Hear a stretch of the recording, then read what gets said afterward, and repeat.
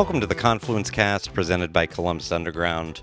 We are a weekly Columbus-centric podcast focusing on the civics, lifestyle, entertainment, and people of our city. I'm your host, Tim Fulton. This week, Columbus's creative community often comes alive at the intersection of art, risk, and meaning. A space where organizations like Wild Goose Creative are working to make their mark. In this episode, I sat down with Executive Director Sarah Barr to explore her journey from art educator to leading multi-million-dollar cultural projects and how Wild Goose fuels the work of emerging and established artists alike. We talk about their exhibitions, mentorship programs, and high school accelerator, the realities of nonprofit funding, and why deeper collaboration could unlock even more potential for the city's art scene. Plus, Sarah previews their Made by Us fundraiser, pairing local celebrities with artists for unique, one-of-a-kind creations. You can get more information on what we discussed today in the show notes for this episode at theconfluencecast.com. Enjoy the interview. Sitting down here with Sarah Barr, the Executive Director of Wild Goose Creative. Sarah, how are you? I'm great. Thanks for having me. Absolutely. You've been in the role for 3 years. 3 years in August, yes. Excellent. First of all, tell us about Wild Goose. What is it? Yeah, so Wild Goose is a multidisciplinary art space. We connect artists, creatives, and community through accessible space, supportive programs, and collaborative opportunities. Our mission is to build a creative community at the intersection of art, risk, and meaning. Cool. And did I hear Columbus or Ohio in there? We are Columbus-based. Right, but I didn't hear that in the sort of definition. No. Okay, cool. So it is able to sort of but you are focused in the Columbus community. Yes, Columbus. We are centralized with the Columbus art scene, Central Ohio. Okay. And what is your background? How did you get to Wild Goose? I have an interesting background.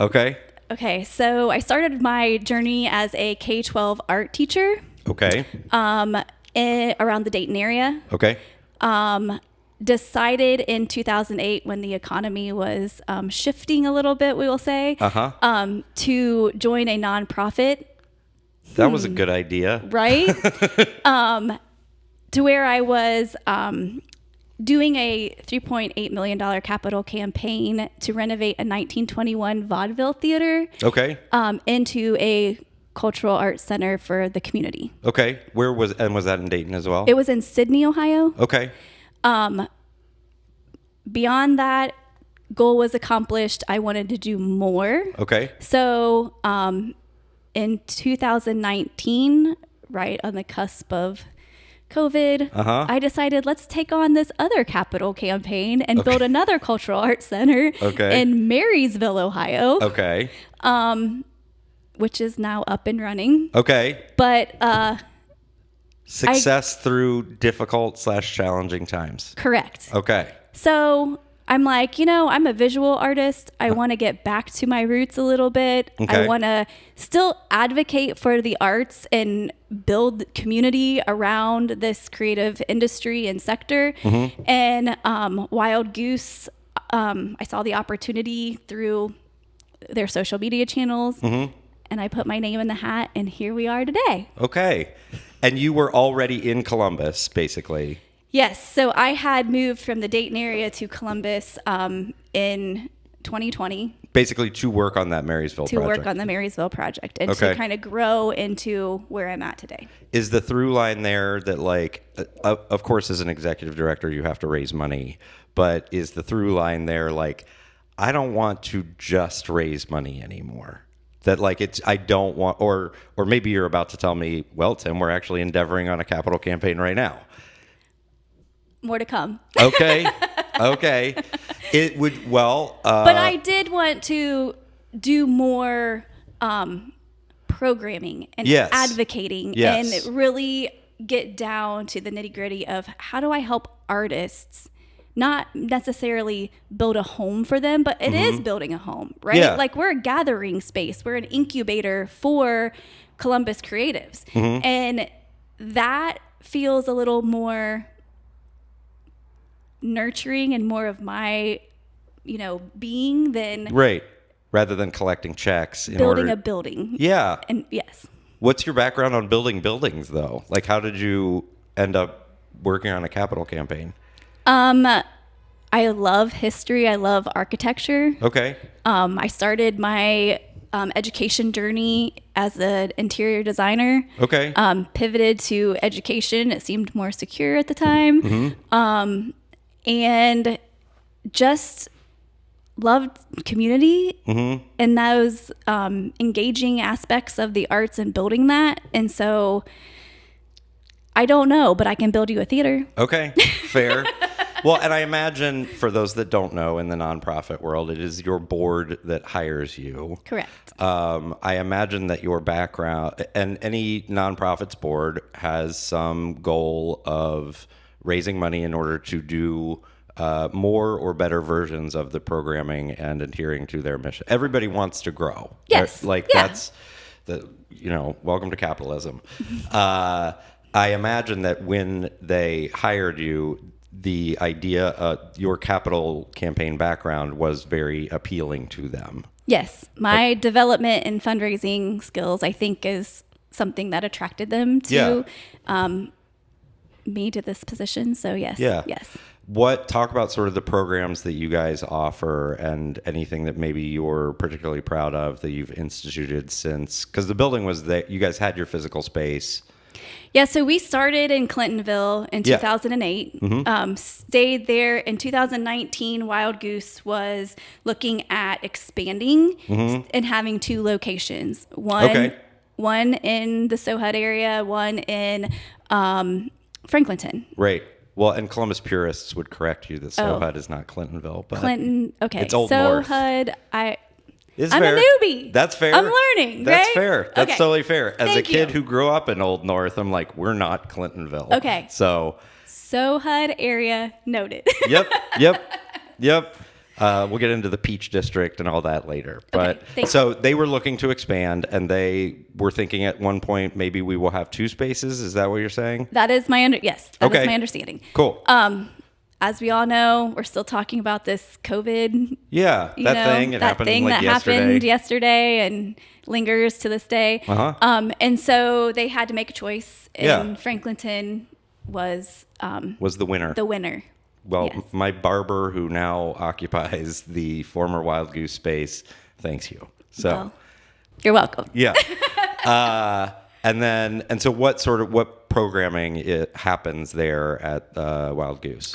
So we took a really deep dive into our programming over the last 2 years. Okay. And today we launched our Wild Gallery exhibition program, our Call for Artists. Okay. That is something that we did in our Clintonville location. But it's a monthly exhibition where we welcome emerging and established artists, performers, curators to a space in order to take risks and really execute an idea that they have. Okay. Should I think of it as a residency program or more of a hey, you're going to do this thing and you're just are they going to use it as a studio in addition to the place in which either an exhibition or a happening happens? So it's more of a gallery exhibition. Okay. That we change out monthly. Okay. So we give resources on, how to curate the show. We pair them with mentors. We do the marketing, if you will, right? We have an opening for them. So it's specific, Wild Gallery is specifically for a monthly exhibition. Okay. Got it. For people to get that experience or to try something new or gain some mentorship through working with another artist. Got it. Like I said, we take emerging artists and established. Today is Franklinton Friday, which is our monthly opening of the exhibition. Tonight we're featuring Lance Johnson and Alex Schultz. Lance is a established artist in our area. Graffiti artist. He has a background inspiration from hip hop. In his time in Brooklyn, and he's paired with the emerging artist Alex Schultz. Who takes digital images in this infrared looking material, I guess, right? Okay. And displays them translucently. Okay. And so they've collaborated on a show, which will be opening tonight. Got it. So and when you hear this, it will still be up, but I'm sorry you missed the opening. Yes. So I'm sorry about fair. that. No, it's okay. It'll be open all month. So, Okay. yeah. And then have you established sort of who's going to be throughout the next year? Or because I thought I heard you said you have a call for artists. Yeah, so we opened our call for artists today. Oh, okay. That will go until August 15th. Mm-hmm. And then we will have a jury that will select our monthly shows Okay. for 2026. Do you get a vote? I'm a tiebreaker. Okay. I like to stay out of the jurying You're process. the president of the Senate. Yes. Okay. That's fair. And then how do you curate the jury? Like, is that artists and established arts professionals throughout Columbus, in addition to, I imagine you have like a board representative on... Yep, committee representative. Sorry, I'm just answering all your questions for you. You're absolutely right. Like, Okay. you hit it on the head, so you're absolutely right. But in addition to Wild Gallery, we have an arts incubator program. Okay. Which is somewhat new. We've tweaked it a little bit. Okay. It's a 9-month program that is focusing on mentorship. Okay. So it's helping emerging artists realize their goals, turn ideas into tangible projects, build their brand, and just gain valuable experience on navigating like the arts here in Columbus. Okay. From that, we saw a need for a high school accelerator. Okay. And so this is brand new this year. Okay. We are very thankful to the Pinchuk Foundation because they also saw the impact that this would have on our next generation of artists. And so we're starting off as a 1-day workshop designed for sophomores and juniors. Okay. To come in and spend the day just getting to know real life artists. Working artists. Right. And we're talking from graphic designers, interior designers, fashion designers, tattoo artists, the whole gamut. Okay. And being able to interact with them and just be exposed to those industries where they may not have that opportunity in their school. And is the plan do you know how many kids you're going to be able to accommodate with that? So currently we have 75 kids. Okay. Coming from Southwest schools, Fort Hayes, Franklinton High School. Okay. So we're working a lot with underserved communities. Okay. To make sure that they have the exposure to the arts as well. Got it. So it is not an opportunity. If I had a rising sophomore or junior, that opportunity is passed for now, but you are working directly with the schools to get these kids, it sounds like. We are working directly with the schools, but it's happening in October. Okay. So there is still time. Got it. So you have basically, you have slots for kids from these districts, but is there some way like on your website to reach out and be like, hey, I'd be interested in this program? Absolutely. Got it. Yes. Cool. Those are the schools that have already RSVP'd, if you will. Yeah. So more to come. Yeah, that's awesome. Yes. Any other programs that you wanted to hit on?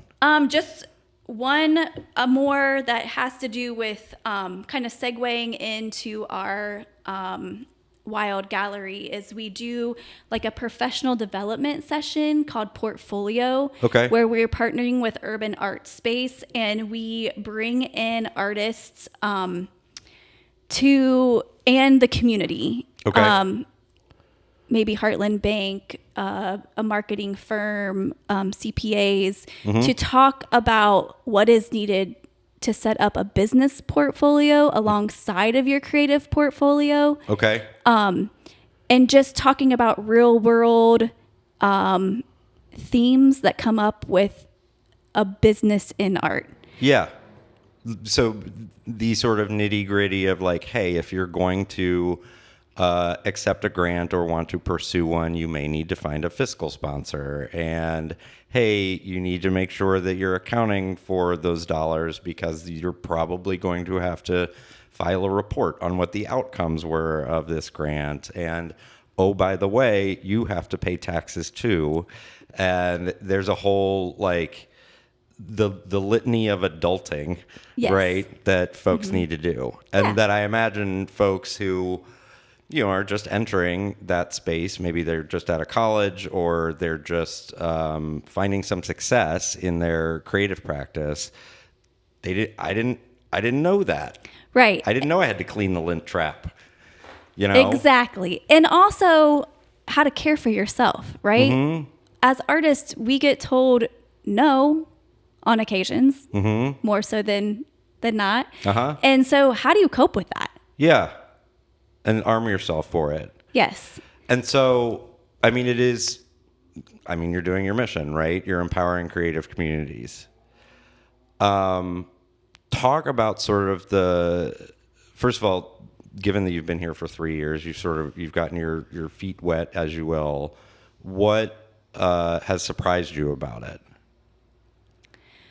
So I think what surprises me is just the impact that the arts have on a community and how that isn't spoken about out loud. Okay. Right? And how we as an organization can advocate for artists a little bit more. Okay. And really have their industry showcased. Yeah. And help them along the way, right? Because I remember being in art school and then leaving that institution and having real life, and it was like, well, now what? Right? So if we can be that, I don't want to say praxis because that sounds too clinical, but catalyst for that that continued growth. Yeah, and really listening to what the artists need. Right. Yes. Well, and not insert. So there's a big conversation in the nonprofit space, and there probably always will be, that somebody's like, I've got this great idea for a nonprofit. I'm going to go do it, without thinking, well, does somebody else already do that? And maybe you could go and help them, because we shouldn't maybe be spreading resources across two different organizations where one has found some efficiencies and can be good. We're getting into capitalism again, but basically. Yes. And I just listened to Lisa Cordes from United Way say, there are a lot of nonprofits here in Columbus. Yeah. Too many, to be frank, right? Yeah.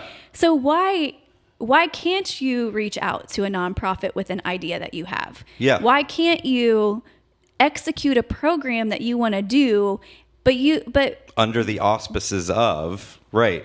Yes. It's the whole reason why mission. the fiscal sponsor model kind of exists, right? Absolutely. And so I don't know if we've been explicit about what a fiscal sponsor is.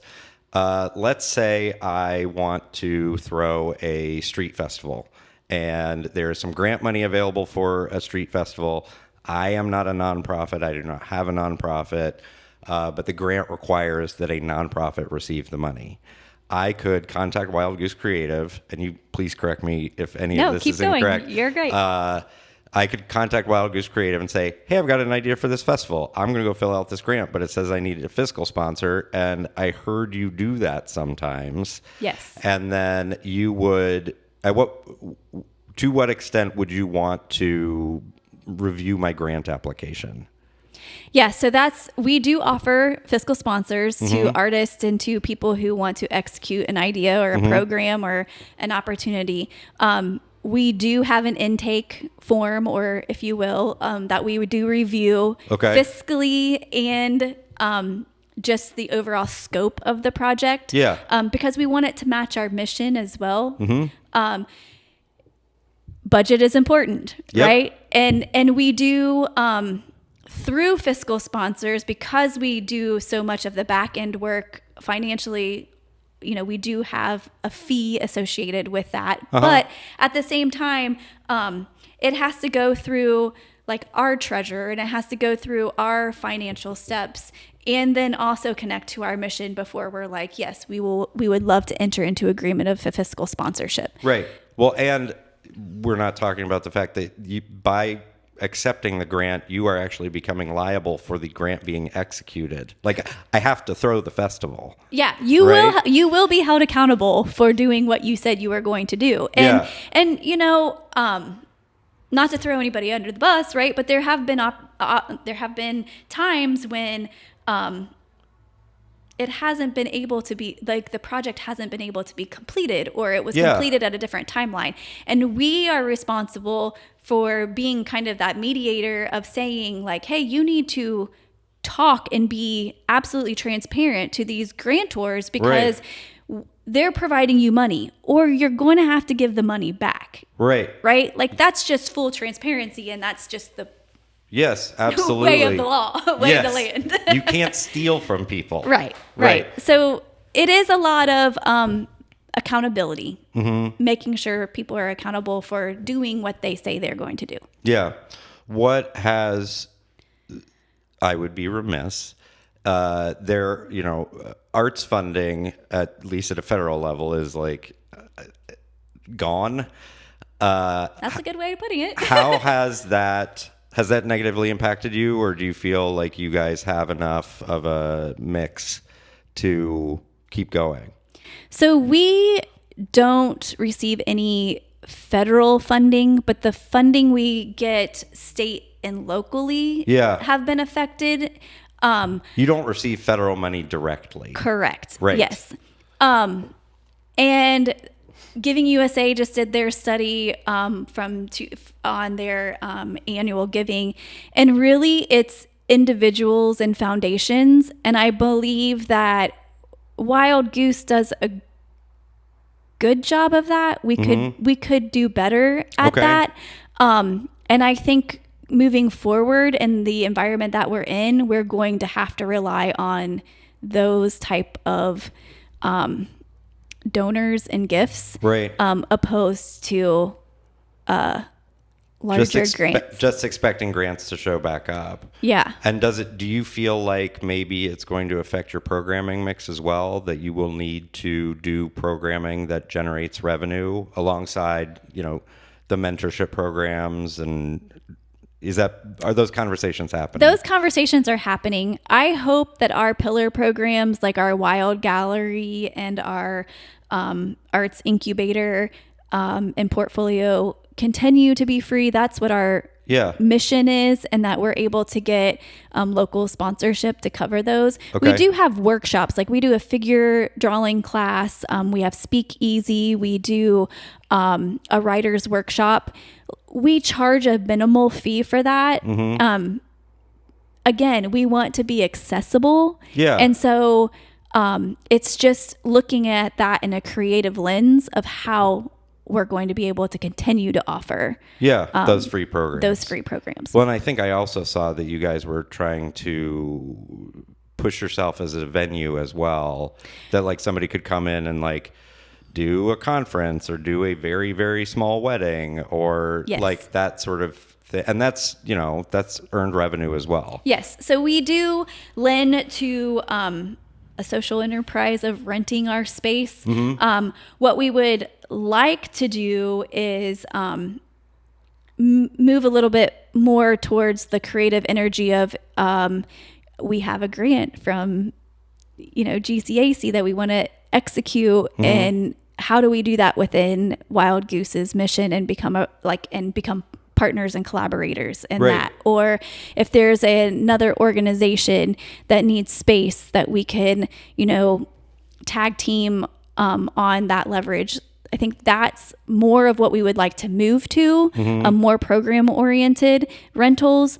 But right now you can use our space. Like, we are renting it out for conferences, professional development. We're renting it out for weddings and workshops. So yes. Yeah. You are the change is creating an environment where you just have to look at like, okay, what's my revenue mix so that we can keep the doors open on this place. Yeah.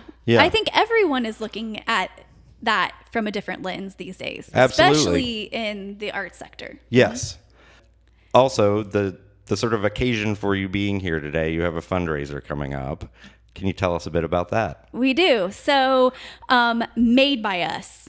Made by Us. That's the name. Okay. Of this. That's the title. So, it's our signature annual fundraiser.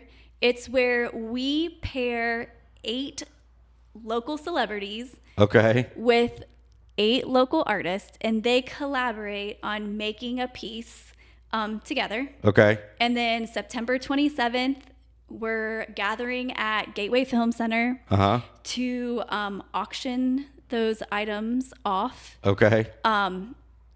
It's been wild. This is our 3rd year doing it. Our lineup, we have the winner of The Circle. Okay. Brandon Baker. Okay. We have Mikey's Late Night Slice. We have influencer Julie Miller, Andrew Lipa, Matt Hoffman, Amber Nicole from Mojo Flow. Okay. Melanie Matthews from The Wex, Mecca Dawn. So we have this very expansive You've got a range. Yeah. Of people. And it's about connecting them with the creative community, but also like bringing them in and introducing their people in and introducing them to what Columbus creatives have to offer. Okay. Again, building this community at this intersection of art, risk, and meaning, right? Yeah. But this is our annual fundraiser. Tickets are available online. Okay. All the proceeds go to providing free and reduced programs, just like we talked about. Okay. I end every interview with the same 2 questions. Okay. What do you think Columbus is doing well? And what do you think Columbus is not doing so well? And this does not need to be within your professional life. I feel that, and I've had experience outside of Columbus. Yeah. Like in the art scene, Okay. right? And I do feel like Columbus does art really well. Okay. There's always room for improvement. Of course.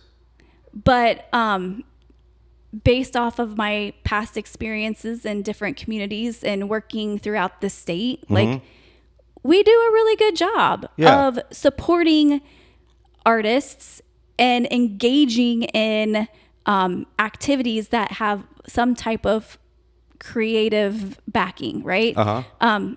If you are bored in Columbus, you're doing something wrong. You're not there. There used to be this underground like calendar that these kids would print up, and it was just all the upcoming like local band shows, and at the very top of it just said Columbus sucks because you suck.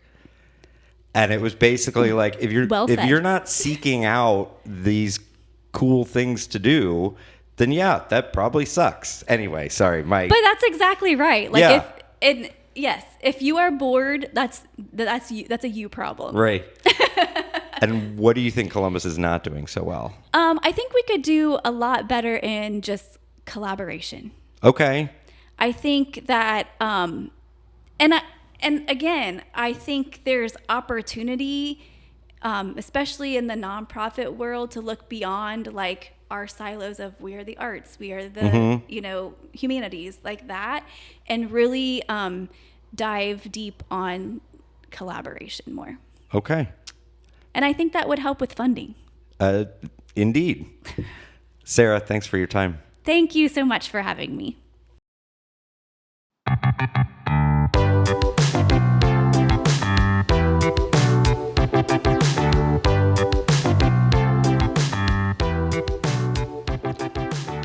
Thank you for listening to the Confluence Cast presented by Columbus Underground.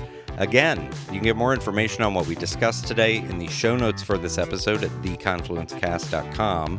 Please rate, subscribe, share this episode of the Confluence Cast with your friends, family, contacts, enemies, your favorite arts administrator. If you're interested in sponsoring the Confluence Cast, get in touch with us. We can be reached by email at info@theconfluencecast.com. Our theme music was composed by Benji Robinson. Our producer is Philip Cogley. I'm your host, Tim Fulton. Have a great week.